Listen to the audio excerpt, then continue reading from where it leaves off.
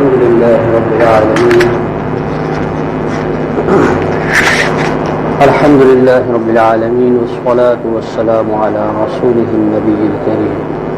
أما بعد فقد قال الله تبارك وتعالى في القرآن الحكيم أعوذ بالله من الشيطان الرجيم بسم الله الرحمن الرحيم يا أيها الذين آمنوا استجيبوا لله وللرسول إذا دعاكم لما يحييكم واعلموا أن الله يحول بين المرء وقلبه وأنه إليه تحشرون واتقوا فتنة لا تصيبن الذين ظلموا منكم خاصة واعلموا أن الله شديد العقاب واذكروا إذ أنتم قليل مستضعفون في الأرض تخافون أن يتخطفكم الناس فآواكم وأيدكم بنصره ورزقكم من الطيبات لعلكم تشكرون صدق الله العظيم رب اشرح لي صدري ويسر لي أمري واحلل عقدة من لساني يفقهوا قولي اللهم ألهمنا رشدنا وأعذنا من شرور أنفسنا اللهم ربنا أرنا الحق حقا وارزقنا اتباعه وأرنا الباطل باطلا وارزقنا اجتنابه آمین یا رب العالمین۔ حاضرین محترم، گزشتہ مرتبہ سورہ توبہ کی آیت نمبر 75 کے حوالے سے یہ عرض کیا گیا تھا کہ قرآن حکیم میں ہماری رہنمائی کے لیے اور جن حالات سے ہم دوچار ہیں اس میں اس سے رہائی کی صورت قرآن حکیم میں موجود ہے۔ ہر فتنے کی اور ہر ابتلا اور آزمائش کی کا حل جو ہے وہ قرآن حکیم کے اندر موجود ہے، اگر ہم اس کو بطور عبرت پڑھیں اور اس کو اپنے اوپر منطبق کریں۔ تو جو آیت پڑھی گئی تھی اس میں ایسے شخص کا ذکر تھا کہ جس نے اللہ سے عہد کیا کہ اگر تو مجھے اپنے فضل سے نوازے گا اور مجھے کشادگی عطا فرمائے گا تو ضرور بالضرور میں صدقہ بھی کروں گا اور نیکوکاروں میں بھی شامل ہوں گا۔ لیکن ہوا یہ کہ جب اللہ تعالیٰ نے اس کو اپنے فضل سے نوازا اور جو کچھ اس نے مانگا تھا وہ عطا فرما دیا تو اس نے بخل سے کام لیا اور روگردانی کی، پیٹھ موڑ دی، تو اللہ تعالیٰ نے بطور سزا اس دنیا میں اس کے دل میں نفاق پیدا کر دیا، یعنی ایمان جو ہے وہ زائل ہو گیا، اس کی جگہ نفاق آ گیا بطور سزا۔ یہ خاص بات ہے اس آیت میں، فَأَعْقَبَهُمْ نِفَاقًا فِي قُلُوبِهِمْ إِلَى يَوْمِ يَلْقَوْنَهُ بِمَا أَخْلَفُوا اللَّهَ مَا وَعَدُوا، بسبب اس وعدہ خلافی کے جو اس نے اللہ سے کی۔ اس سے یہ پتہ چلا کہ انفرادی سطح پر ہو یا اجتماعی معاملہ ہو، جب کوئی قوم یا کوئی فرد اللہ تعالیٰ سے کوئی عہد و پیمان کرے، وعدہ کرے اور اللہ سے اس کا فضل مانگے تو پھر اس کو اپنے اس وعدے کو یاد رکھنا چاہیے، وعدہ خلافی نہیں کرنا چاہیے، ورنہ اس کے نتیجے میں آخرت میں جو سزا ملنی ہے وہ تو اپنی جگہ پر ہے، وہ تو ایک شدنی امر ہے، لیکن دنیا میں بھی اللہ تعالیٰ پھر ایمان کی پونجی جو ہے وہ اس کی زائل فرما دیتے، سلب کر لیتے۔ اور اس میں جو تعلق ہے نفاق اور وعدہ خلافی میں وہ اس حدیث سے سمجھ میں آ سکتا ہے۔ اللہ کے نبی نے فرمایا صلی اللہ علیہ وسلم کہ جس شخص میں یہ 4 باتیں پائی جائیں وہ پکا منافق، خواہ وہ نماز پڑھتا ہو، روزے رکھتا ہو، حج اور عمرہ کرتا ہو، اور اسے یہ زوم ہو کہ میں مومن ہوں، لیکن سن لو وہ پکا منافق ہے جس میں یہ 4 باتیں پائی جائیں۔ وہ بتا بھی دی تھی، میں نے آپ کو دوہرا دیتا ہوں۔ سب سے پہلے یہ کہ جب بات کرے تو جھوٹ بولے، جھوٹ اس کا وتیرہ بن چکا ہے، جب بات کرتا ہے جھوٹ ہی منہ سے نکلتا ہے، جب وعدہ کرتا ہے تو خلاف ورزی کرتا ہے، یہ جس کا یہاں ذکر ہے۔ ایک وعدہ وہ ہے جو اپنے جیسے انسانوں سے کیا جاتا ہے، اس کی بھی بعض پرس ہے، اور اس پر نفاق کی تنبیہ کی جا رہی ہے، وعید سنائی جا رہی ہے۔ اور ایک وعدہ وہ ہے جو اللہ سے کرے، زمین آسمان کا فرق۔ اب ہوتا یہ ہے کہ جب عادت بگڑ جاتی ہے، وعدہ خلافی اس کی طبیعت ثانیہ بن جاتی ہے، تو لوگوں کے ساتھ بھی وعدہ خلافی کرتا، اللہ کے ساتھ بھی وعدہ خلافی کرتا۔ تو دوسری علامت بتلائی وعدہ خلافی، جب وعدہ کرتا ہے تو اس کے خلاف کرتا ہے، یہ پورا نہیں کرتا، اس کو ایفاء عہد نہیں پایا جاتا۔ اور تیسرا یہ کہ جب اس کو امین بنایا جاتا ہے، کسی معاملے میں اس پر اعتماد کیا جاتا ہے، امانت اس کے سپرد کی جاتی ہے، تو وہ اس کا حق ادا نہیں کرتا، خیانت کرتا ہے، اس میں اس اعتماد کو ٹھیس پہنچاتا ہے۔ تو یہ تیسری علامت ہو گئی کہ خائن یعنی خیانت کرنے والا۔ اور چوتھی علامت یہ کہ جب اس کا کسی سے جھگڑا ہو جائے، نزاع ہو جائے، کوئی اختلاف ہو جائے تو آپے سے باہر ہو جائے، تمام تہذیب کے جو حدود ہے ان کو پھلانگ کے گالم گلوچ پہ اور تو تکار پہ آ جائے، تو یعنی ساری جو وہ ہے شرافت وہ دھری کی دھری رہ جائے۔ یہ بھی علامت ہے منافقت کی۔ جس میں یہ چاروں باتیں پائی جائیں وہ پکا منافق ہے، جس میں 3 ہیں وہ 3/4، جس میں 2 ہیں وہ آدھا۔ یہاں چونکہ اللہ سے وعدہ کیا اور اس کی خلاف ورزی کی، تو اس کے نتیجے میں اس کے دل میں نفاق پیدا۔ مجھے ایک محترم دوست نے توجہ دلائی، میں ان کا شکر گزار ہوں کہ اس آیت کے پس منظر میں ایک واقعہ بھی ہے۔ اصل میں ہوتا یہ ہے کہ آیات جب نازل ہو رہی ہوتی ہے تو وہ جو حالات ہوتے ہیں، سچویشن ہوتی ہے، اس کے مطابق وہ نازل ہوتی ہے، لیکن اس کا یہ مطلب ہرگز نہیں ہے کہ بس وہ اسی واقعے یا اسی محل کے لیے ہو۔ ان میں جو ہدایت ہوتی ہے وہ ابدی ہوتی ہے، اسی لیے ان کو محفوظ کیا گیا۔ اگر قرآن حکیم صرف ایک تاریخی ریکارڈ ہوتا کہ جس وقت یہ نازل ہو رہا تھا تو اس وقت کے جو حالات تھے اس کے لیے ایک وقتی ہدایت تھی، تو پھر یہ ان لوگوں کے لیے مخصوص ہوتی اور ہمارا اس سے کوئی ایسا عملی تعلق نہ ہوتا۔ لیکن چونکہ قرآن حکیم کو ابد الآباد تک کے لیے محفوظ کیا گیا اور قیامت تک ہدایت کا سرچشمہ بنایا گیا، تمام مفسرین کا اس بات پر اتفاق ہے کہ قرآن حکیم کی جو آیات ہیں، اگرچہ کہ ان کے پس منظر میں کوئی واقعہ خاص ہو، تب بھی ان کے اندر جو ہدایت ہے وہ ابدی ہے اور وہ جرنل ہے، اس کو عمومیت کے ساتھ لیا جا سکتا ہے۔ اس لیے میں نے تو وہ واقعہ بھی سن لیجیے، بڑا عبرت انگیز واقعہ ہے جس پر کہ یہ آیات نازل ہوئی تھی۔ ایک شخص تھا انصاری، اس کا نام تھا ثعلبہ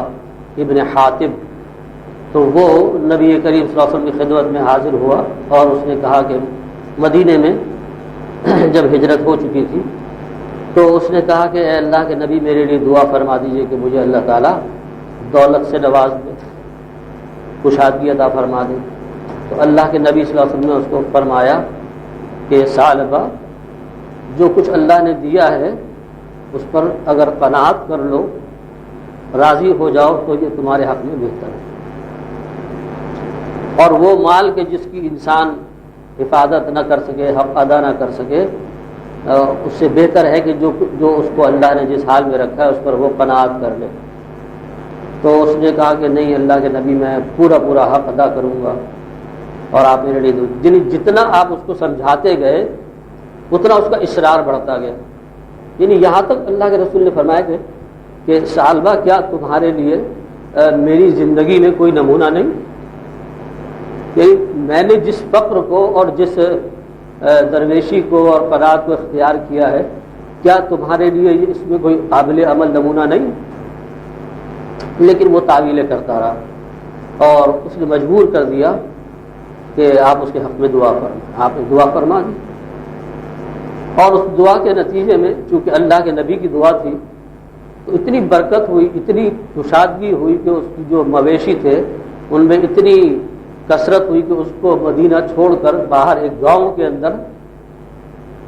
انتظام کرنا پڑا، ایک گاؤں میں رہائش اختیار کرنی پڑی۔ اتنی ریوڑ اور اس زمانے کا چونکہ یہی تھا منافع بخش کاروبار، وہ ہوتے ہوتے پھر یہ ہوا کہ اس کی جمعہ اور جماعت جو ہے وہ ضائع ہونے لگی، یعنی اس میں انہماک اس کاروبار میں اتنا بڑھ گیا اس کے انتظام و انصرام میں کہ دین کا نقصان ہونے لگا۔ اور پھر نوبت یہاں تک آئی کہ جب نبی کریم صلی اللہ علیہ وسلم کا ایلچی اس کے پاس پہنچا زکوٰۃ وصول کرنے کے لیے، تو اس نے ٹال مٹول شروع کر دی اور یہ الفاظ اس کی زبان سے نکلے کہ یہ زکوٰۃ تو مجھے یہ خراج یا تاوان کی بہن لگتی ہے، یہ تو مطلب یہ کہ یعنی گویا کہ ناگواری کا اظہار کیا۔ تو عامل نے آ کے بتلا دیا کہ جناب یہ معاملہ ہے، تو زکوٰۃ دینے میں ٹال مٹول کر رہا، یہ آیات نازل ہوئی، یہ پس منظر ہے اسباب ہے۔ یہ آیات جب نازل ہوئی، اللہ کے نبی نے بہت افسوس کیا کہ ہائے بہت ہی پشیمانی اور بڑی ندامت کا معاملہ ہے اس کے ساتھ۔ اور جب یہ آیات نازل ہوئی اور اس کو اطلاع ہوئی تو وہ اپنے سر پہ خاک ڈالتا ہوا اور جو ہے پشیمانی کے ساتھ حاضر ہوا اور زکوٰۃ پیش کرنے لگا، تو اللہ کے نبی نے فرمایا کہ مجھے منع کر دیا گیا ہے، مجھے روک دیا گیا ہے تمہاری زکوٰۃ کو وصول کرنے سے۔ زکوٰۃ کو انسان اپنی خوش دلی سے اور اللہ کی رضا جوئی کے لیے اور اپنے مال کو پاک کرنے کی نیت سے اور اپنے دل کو مال کی محبت سے پاک کرنے کی نیت سے دیتا ہے، یہ ہونا چاہیے ہمارا مطمع نظر۔ یعنی اگر ہم زکوٰۃ دے رہے ہیں اور وہ جبرن دے رہے ہیں، انقباض قلب کے ساتھ، ناگواری کے ساتھ اور بوجھ سمجھ کر دے رہے ہیں، تو سمجھ لیجئے کہ کس سے مشابہت ہوگی؟ منافقین کے ساتھ۔ اور اگر یہ سوچ کر آپ دیں کہ یہ ہم اس لیے دے رہے ہیں کہ یہ ایک تو فریضہ ہے، مستقل عبادت ہے، اللہ کی رضا جوئی کا ذریعہ ہے، اللہ کی رحمت اور برکت اس سے نازل ہوتی اور مال اس سے پاک ہوتا ہے، اور اس سے آگے بڑھ کر زکوٰۃ کے تو معنی ہی پاکیزگی ہے نا۔ دل جو ہے، دل کے اندر جو اللہ کی محبت ہونی چاہیے، دین کی محبت، دین کے لیے محنت، اللہ کے رسول کی محبت، اس کی جگہ جو ہے یہ دنیا لے لیتی، اور دنیا کی محبت کی علامت، سب سے گاڑھی علامت ہے وہ مال ہے۔ تو اس مال کی محبت کو دل سے نکالنے کے لیے یا اس کو حد اعتدال میں لانے کے لیے یہ زکوٰۃ کا اللہ تعالیٰ نے فریضہ عطا فرمایا۔ تو اس نیت سے اگر کوئی زکوٰۃ دیتا ہے تو وہ بالکل صحیح ہے، اور اس کی زکوٰۃ قبول بھی ہوگی، اور ضرور اس کا وہ مقصد جو جس کے لیے اس نے نیت کر کے زکوٰۃ دی ہے تو وہ بھی اس کو حاصل ہوگا۔ لیکن اگر ایسا نہیں ہے جیسا کہ اس واقعے کے پس منظر میں ہوا، تو پھر یہ نوبت آ جاتی ہے کہ اس کی زکوٰۃ بھی جو ہے قبول نہیں۔ یہ دلوں کا حال تو اللہ جانتے ہیں، اللہ کو معلوم تھا کہ یہ اب جو آ رہا ہے زکوٰۃ دینے کے لیے صرف اس بدنامی سے بچنے کے لیے اور اس پشیمانی سے بچنے کے لیے کر رہا ہے، لیکن حقیقت میں یہ دل سے اس کے لیے راضی نہیں ہے، اس لیے منع کر دیا۔ تو نبی کریم صلی اللہ علیہ وسلم نے تو اس کی زکوٰۃ قبول نہیں کی۔ پھر جناب یہ اسی حال میں رہا، حضرت ابوبکر صدیق رضی اللہ تعالیٰ عنہ کا دور آیا، حضور کے وصال میں پھر آیا اور زکوٰۃ دینا چاہیے، انہوں نے انکار کیا۔ جو اللہ کے رسول نے قبول نہیں کیا وہ ہم بھی قبول نہیں کر سکتے۔ پھر حضرت عمر کا دور آیا، پھر حضرت عثمان رضی اللہ تعالیٰ عنہ کا دور آیا، اور تینوں خلفاء نے اس کی زکوٰۃ قبول کرنے سے انکار کیا۔ اندازہ کیجیے آپ۔ تو پھر اس کا انتقال ہو گیا اور نفاق پر ہی اس کی موت واقع ہوئی۔ تو یہ بڑا عبرت انگیز واقعہ ہے۔ اب اس کے اندر جو پیغام ہے ہم سب کے لیے وہ یہی ہے کہ در حقیقت انسان کو قناعت اختیار کرنی چاہیے، راضی برضائے حق رہنا، یہ مسلمان کے ایمان کا تقاضا ہے۔ اگرچہ محنت کرنا، حلال رزق کے لیے جد و جہد کرنا کوئی منع نہیں ہے، جائز دائرے میں رہتے ہوئے انسان محنت کرے، لیکن اس میں اتنا انہماک، اس کو زندگی کا مقصد قرار دے دینا، اور جناب اس کے نتیجے میں جو ہمارا مقصد زندگی ہے، مقصد تخلیق ہے، یعنی عبادت رب، بندگی رب، اس میں خلل پڑنے لگے۔ اللہ تبارک و تعالیٰ نے جو ہم پر فرائض عائد کیے ہیں ان کی ادائیگی میں رکاوٹ بننے لگے وہ شے، تو پھر وہ چیز فتنہ، پھر وہ چیز انسان کے لیے خسارے کا باعث ہے۔ تو اس کے لیے اللہ کے نبی نے ایک بڑی خوبصورت نصیحت فرمائی، جیسے ثعلبہ کو نصیحت کی تھی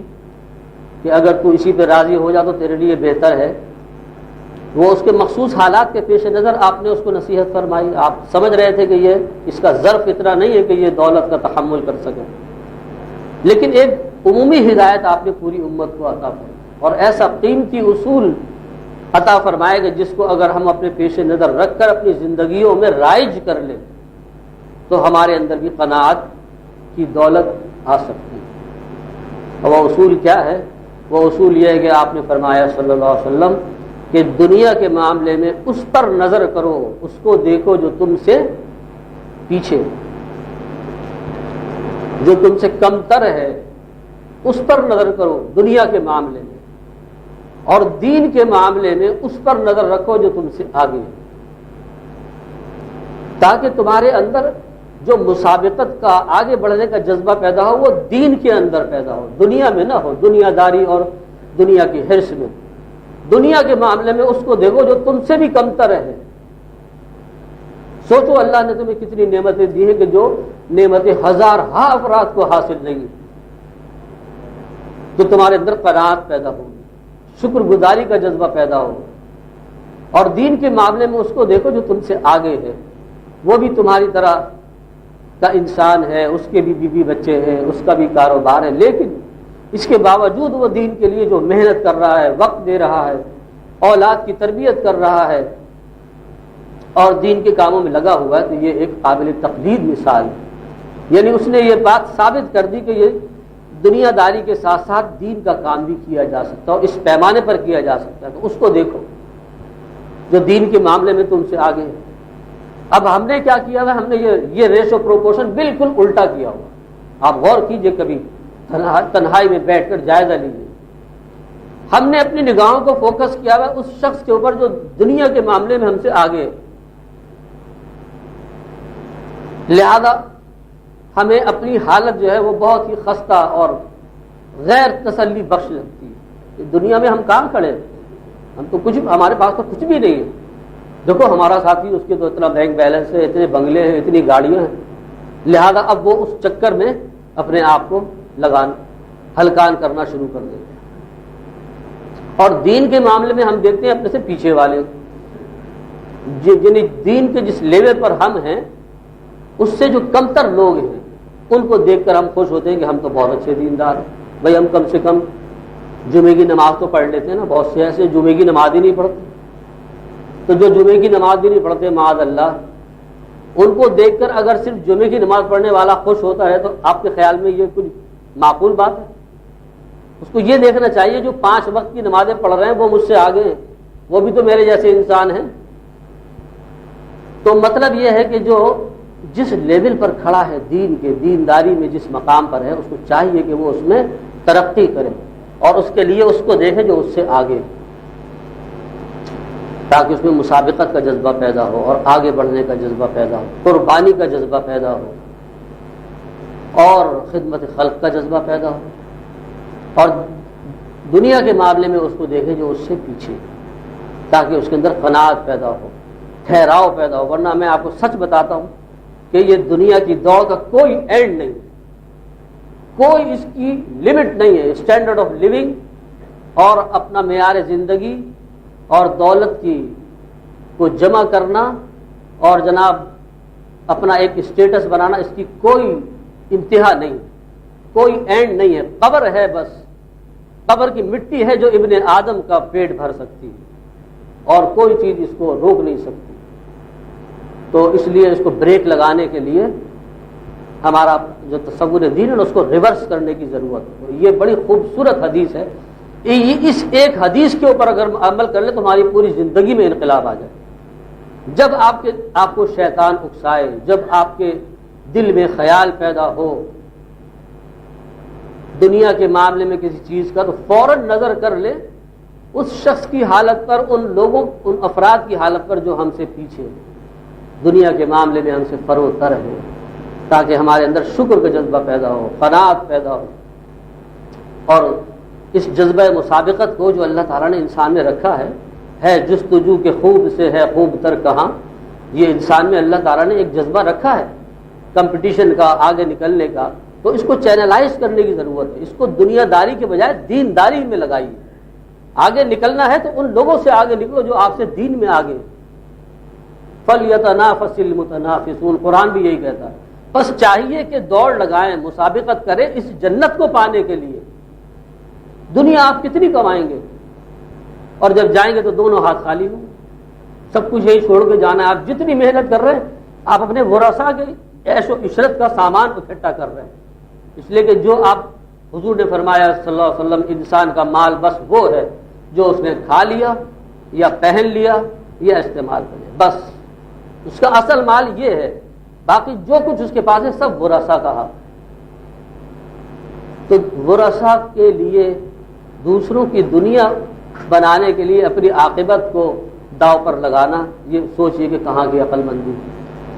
بہرحال جس اینگل سے بھی آپ غور کریں اس حدیث کو آپ ایک بہترین اصول پائیں گے اور زندگی میں تبدیلی لانے کا پیش خیمہ ثابت ہو سکتی ہے۔ اس کو آزما کے دیکھیں اپنے اوپر کہ جب کبھی دل کے اندر امنگیں پیدا ہوں دنیا کے معاملے میں اور معیار زندگی کو بلند کرنے کے معاملے میں، تو فوراً اس حدیث کو یاد کر لے کہ کتنے لاکھوں انسان ہیں جو ہم سے کم تر معیار زندگی پر جی رہے ہیں، زندگی بسر کر رہے ہیں اور مطمئن ہیں۔ تو ہم کیوں غیر مطمئن ہوں بھائی؟ ہمیں تو شکر ادا کرنا چاہیے اور دین کے معاملے میں اپنے سے آگے والے کو دیکھیں، مانگے کہ اللہ تعالی ہمیں بھی اس کی طرح سے دین کے لیے وقت اور